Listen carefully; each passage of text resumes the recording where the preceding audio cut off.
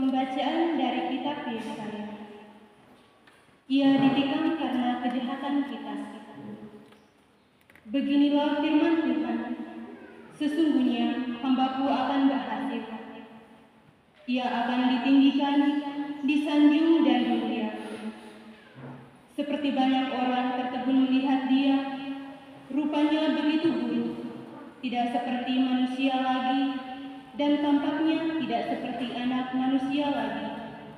Demikianlah ia akan membuat tercengang banyak bangsa, dan raja-raja akan mengagungkan mulutnya melihat dia. Sebab apa yang tidak diceritakan kepada mereka akan mereka lihat, dan yang tidak mereka dengar akan mereka pahami. Maka mereka berkata, siapakah yang percaya kepada berita yang kami dengar? Kepada siapakah tangan kekuasaan Tuhan dinyatakan? Sebagai parut, hamba Yahweh tumbuh di hadapan Tuhan, dan sebagai tunas ia muncul dari tanah kering. Ia dihina dan dihindari orang, seorang yang penuh kesengsaraan, dan biasa menderita kesakitan. Ia sangat dihina, sehingga orang menutup mukanya terhadap dia, dan bagi kita pun dia tidak masuk hitungan. Ia tidak tampan, dan semarak pun tidak ada padanya, sehingga kita tidak tertarik untuk memandang dia, dan rupanya pun tidak menarik, sehingga kita tidak terangsang untuk menginginkannya. Tetapi sesungguhnya penyakit kitalah yang ditanggungnya, dan kesengsaraan kitalah yang dipikulnya. Padahal kita mengira dia kena tulak, dipukul, dan ditindas Allah. Sesungguhnya dia tertikam oleh karena pemberontakan kita, dia diremukkan oleh karena kejahatan kita. Derita yang mendatangkan keselamatan bagi kita ditimpakan kepadanya, dan oleh dulur-dulurnya kita menjadi sembuh. Kita sekalian sesat seperti domba, masing-masing mengambil jalan sendiri. Tetapi Tuhan telah menimpakan kepadanya kejahatan kita sekalian. Dia dianiaya, tetapi dia membiarkan diri ditindas, dan tidak membuka mulutnya seperti anak domba yang dibawa ke pembantaian, seperti induk domba yang perlu di depan orang-orang yang menggunting bulunya. Ia tidak membuka mulutnya. Sesudah penahanan dan hukuman, ia terambil, dan tentang nasibnya, siapakah yang memikirkannya? Sungguh, ia terputus dari negeri orang-orang hidup, dan karena pemberontakan umatku, ia kena tulak. Orang menempatkan kuburnya di antara orang-orang fasik, dan waktu mati ia ada di antara penjahat-penjahat, sekalipun ia tidak berbuat kekerasan, dan tipu tidak ada di dalam mulutnya. Tetapi Tuhan berkehendak meremukkan dia dengan kesakitan, dan apabila ia menyerahkan dirinya sebagai kurban silih, ia akan melihat keturunannya, umurnya akan lanjut, dan kehendak Tuhan akan terlaksana karena dia. Sesudah kesusahan jiwanya, ia akan melihat terang dan menjadi puas. Sebab Tuhan berfirman, hamba-Ku sebagai orang yang benar akan membenarkan banyak orang oleh hikmat-Nya, dan kejahatan mereka dia pikul. Sebab itu aku akan membagikan kepadanya orang-orang besar sebagai rampasan, dan ia akan memperoleh orang-orang kuat sebagai jarahan. Ini semua sebagai ganti karena ia telah menyerahkan nyawanya ke dalam maut, dan karena ia terhitung di antara para pemberontak, sekalipun ia menanggung dosa orang dan berdoa untuk pemberontak-pemberontak. Demikianlah sabda Tuhan.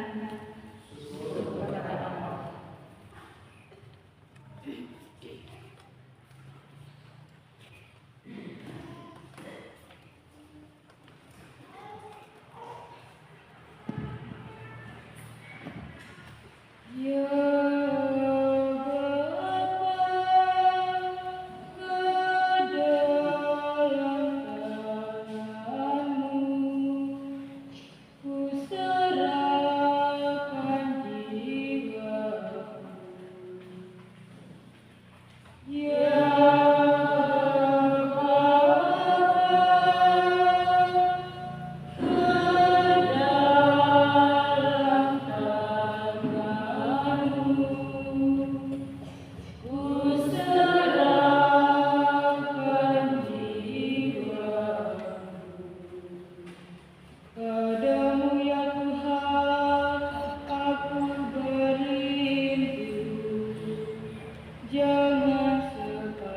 kali aku mendapat malu. Luputkanlah aku oleh karena keadilan-Mu. Ke dalam tangan-Mu kuserahkan nyawaku. Sudilah membebaskan aku ya Tuhan, Allah yang setia.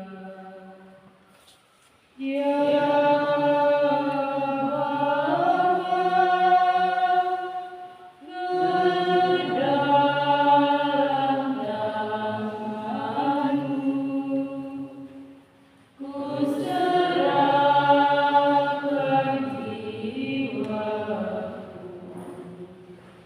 di hadapan semua lawanku, aku tercela. Tetangga-tetanggaku merasa jijik. Para pengelangku merasa ngeri. Mereka yang melihat aku cepat-cepat menyingkir. Aku telah hilang dari ingatan seperti orang mati, telah menjadi seperti barang yang pecah. Ya Bapa, ke dalam tangan-Mu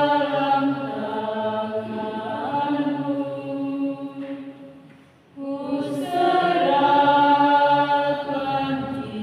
jiwaku. Tetapi aku kepadamu ya Tuhan, aku percaya.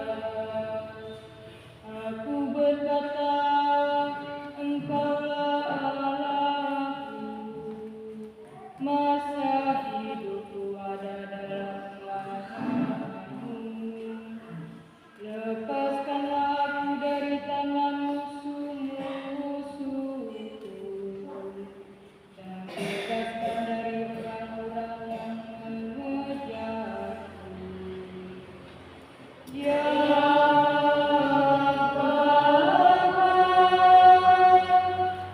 ke dalam tangan-Mu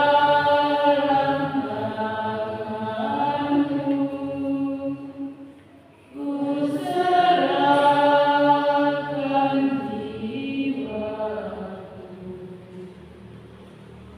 Buatlah wajah-Mu bercahaya atas hamba-Mu. Selamatkanlah aku oleh kasih setia-Mu. Kuatkanlah dan teguhkanlah hati-Mu. Hai semua orang yang berharap kepada Tuhan. Ya Bapa,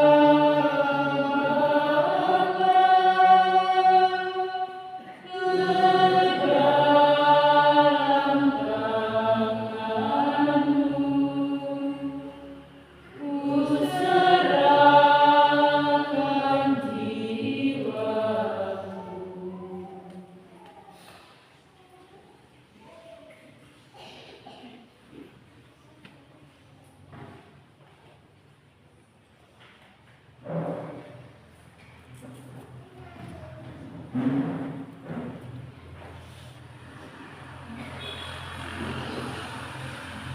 Bacaan dari surat kepada orang Ibrani.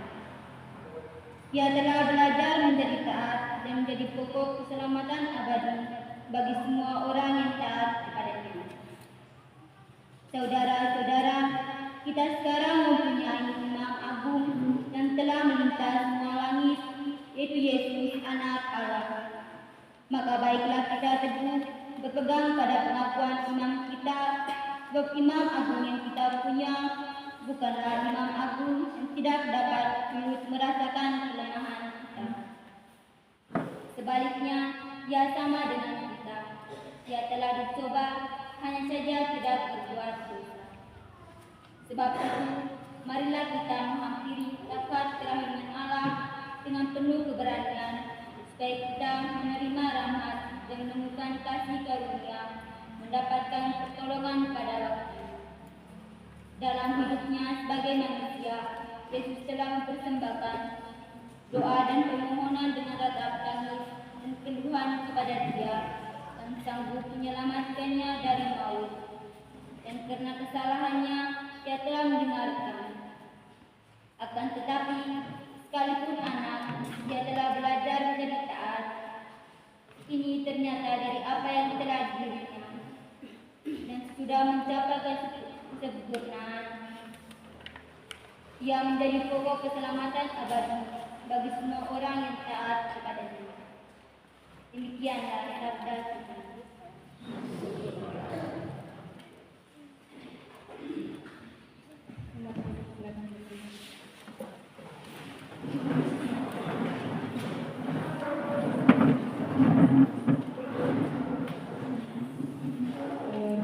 Terpujilah Kristus Tuhan, Sang Raja kemuliaan kekal. Terpujilah Kristus Tuhan, Sang Raja kemuliaan kekal. Kristus sudah taat bagi kita, Dia taat sampai mati, bahkan sampai mati di salib. Itulah sebabnya Allah sangat meninggikan Dia dan menganugerahi nama di atas segala nama. Terpujilah Kristus Tuhan, Sang Raja kemuliaan kekal.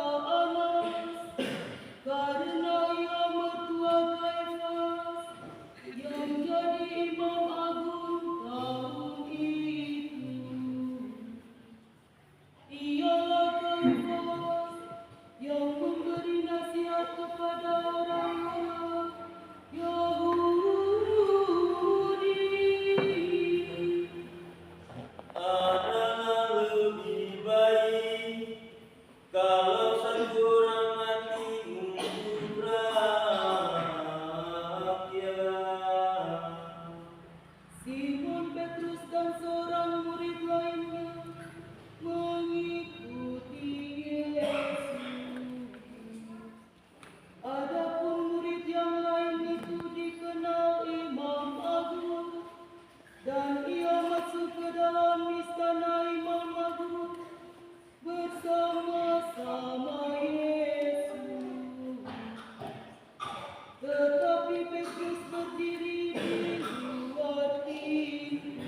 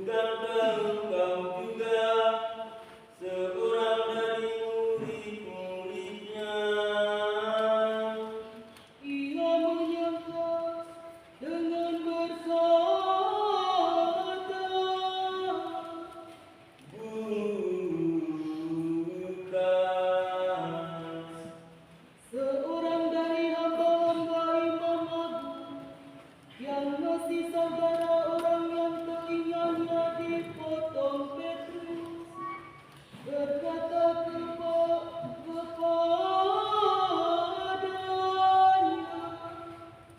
bukankah kau kulihat di taman bersama-sama dengan dia? Petrus menyangka lagi. Tiba-tiba jatuh berokok dari Kaifas. Yesus dibawa ke balai pengadilan. Hari masih pagi. Mereka sendiri tidak masuk dalam balai pengadilan supaya jangan mengotori dirinya, sehingga masih dapat makan Paskah. Dari sebab itu, Pilatus keluar mendekati mereka, lalu berkata,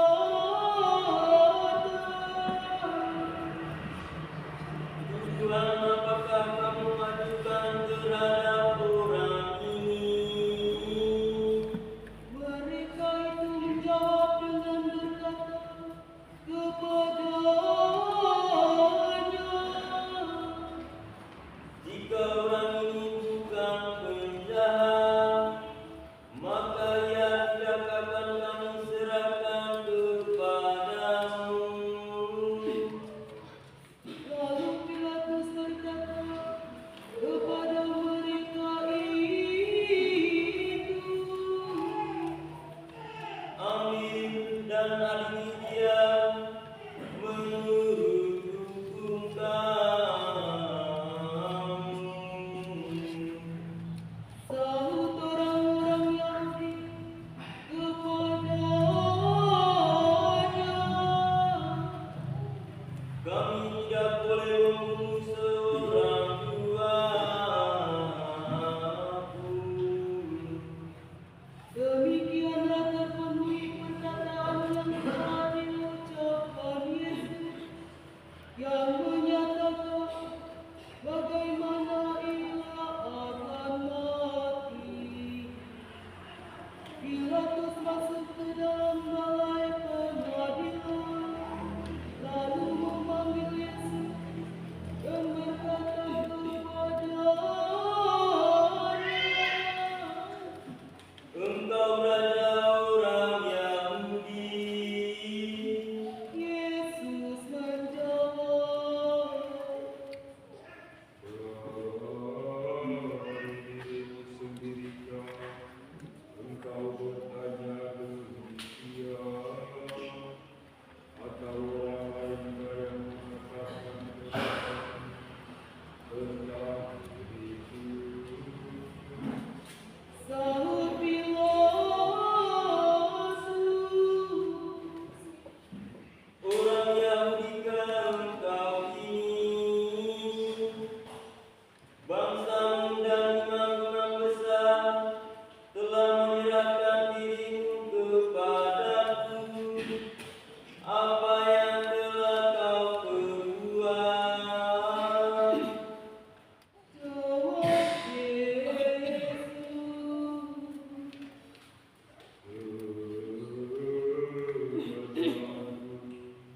Bukan dari dunia ini. Jika kerajaan sudah di dunia ini, niscaya hamba-hambaku sudah berperang, supaya aku jangan sampai diserahkan kepada orang-orang Yahudi. Tetapi kerajaanku bukan dari sini.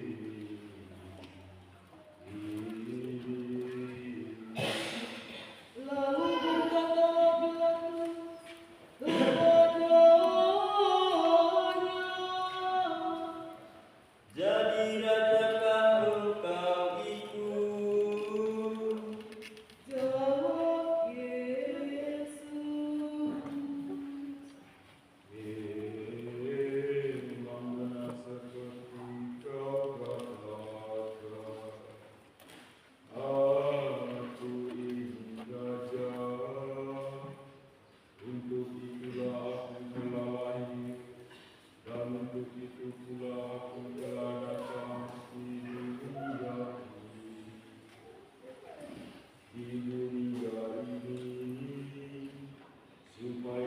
aku menyaksikan kebenaran.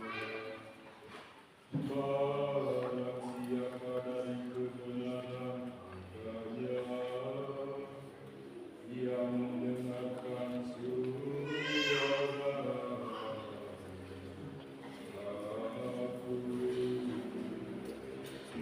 Pilatus bertanya kepadanya, Apakah kebenaran itu? setelah berkata demikian, Pilatus keluar lagi mendekati orang Yahudi, lalu berkata kepada mereka, Aku tidak menemukan satu kesalahan pun padanya, tetapi sudah jadi kebiasaan bagi kamu bahwa pada hari raya Paskah kulepaskan seorang bagimu. Jadi kamu suka kalau aku melepaskan raja orang Yahudi ini. serentak mereka itu berteriak-teriak, katanya, Jangan dia, melainkan Barabas. adapun Barabas itu seorang penyembuh. Setelah itu, Pilatus memegangnya untuk berai besi, serta beserta memegang sebuah batu kayu yang diletakkan di atas kepalanya, lalu mengenakan dia mantel merah. Mereka itu mendekati Yesus sambil berkata, Salam, hai raja orang Yahudi. serentak mereka itu menafkahi dia. Kemudian Pilatus keluar lagi dan berkata kepada mereka, Lihatlah, aku membawa dia keluar, supaya kamu mengetahui bahwa aku tidak menemukan satu kesalahan pun padanya.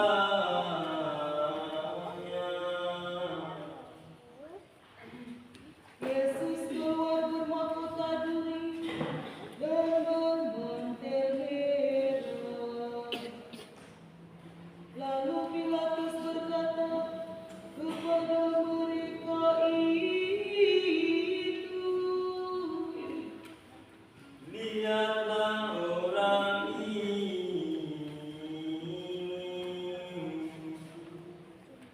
segera sesudah imam-imam besar serta hamba-hamba yang melihat Yesus, mereka itu berteriak-teriak, katanya,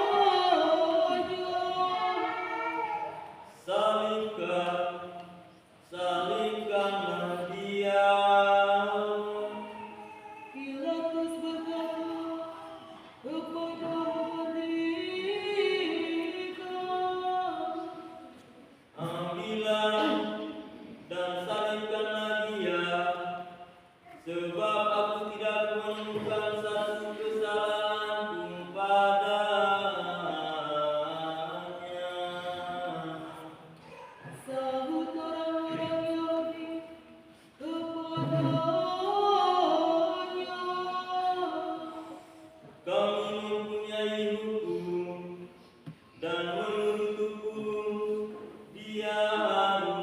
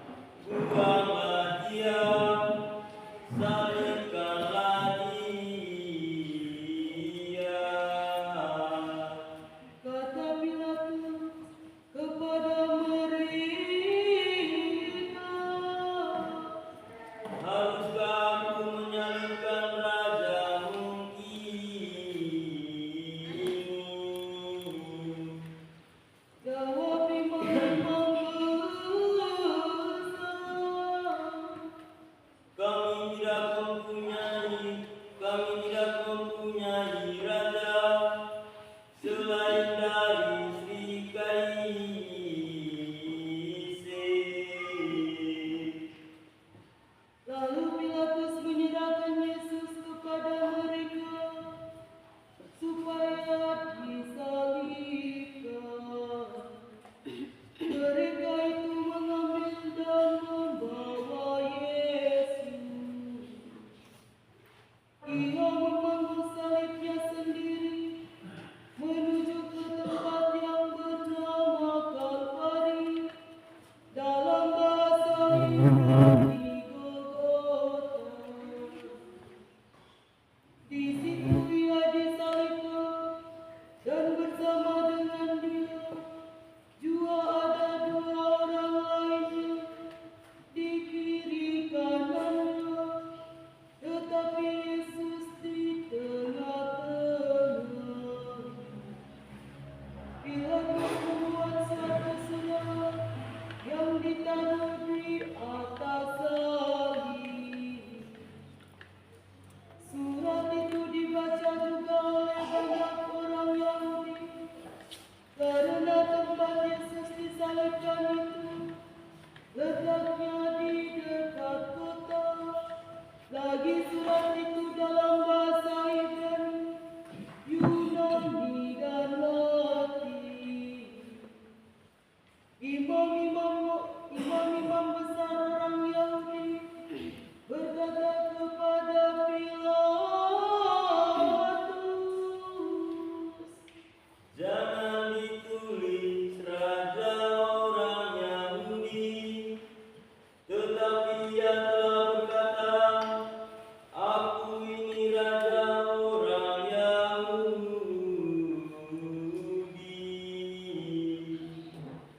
jawab Pilatus, Apa yang telah kutulis tetap tertulis.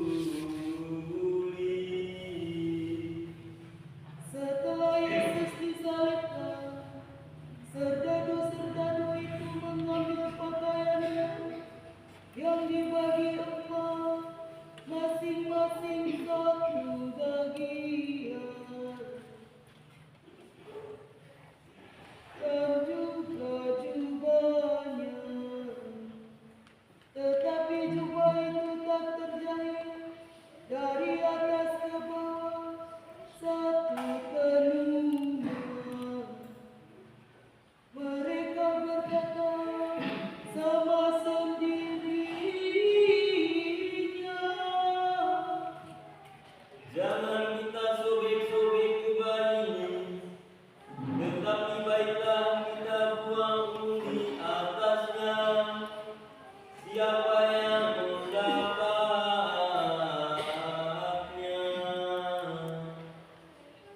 demikianlah terpenuhi kitab suci yang mengatakan, mereka telah membagi-bagikan pakaian di antara mereka sendiri, dan mereka membuang undi atas jubahku.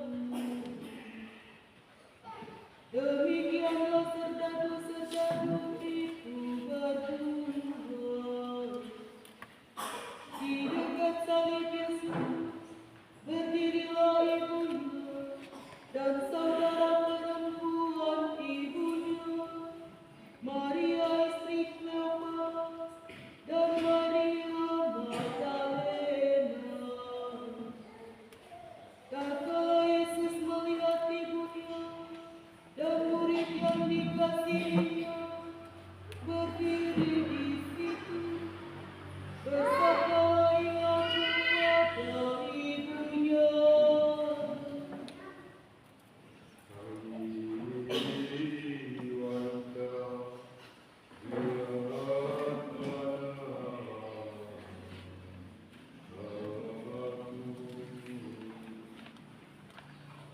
sesudah itu ia bersabda kepada muridnya,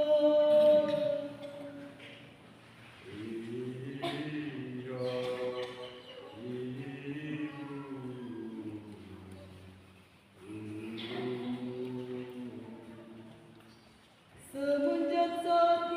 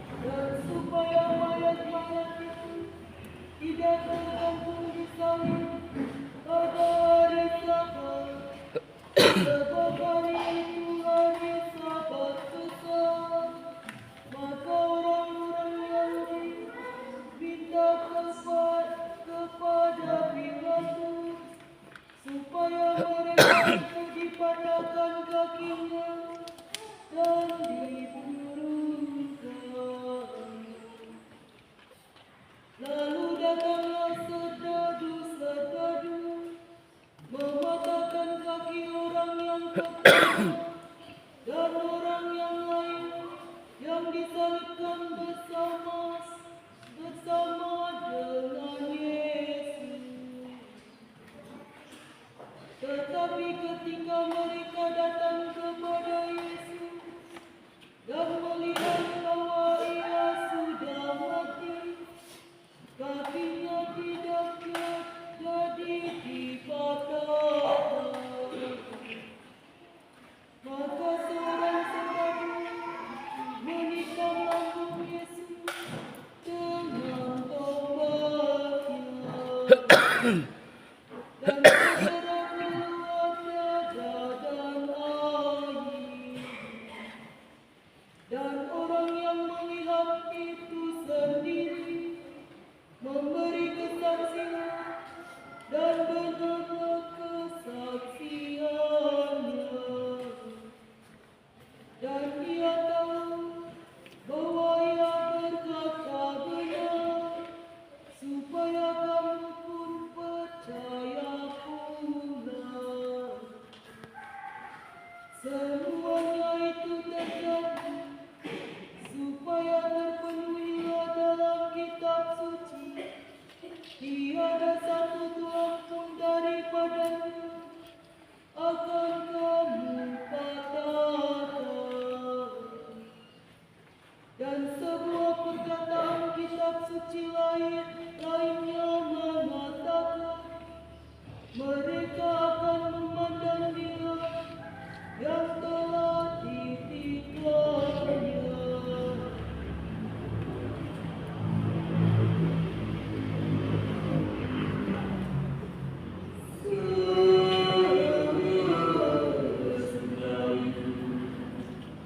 Yosef dari Arimatea,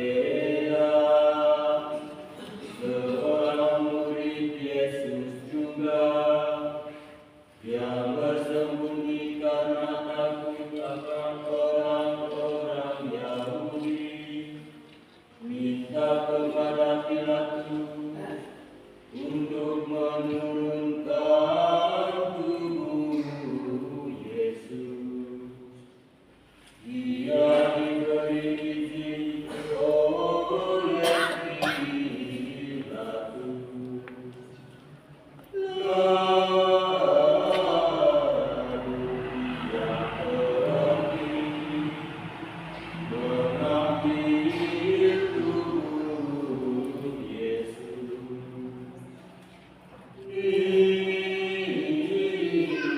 Nikodemus yang dulu menemui Yesus di waktu malam, datang pula membawa campuran mur dan gaharu, kira-kira 100 kor. Maka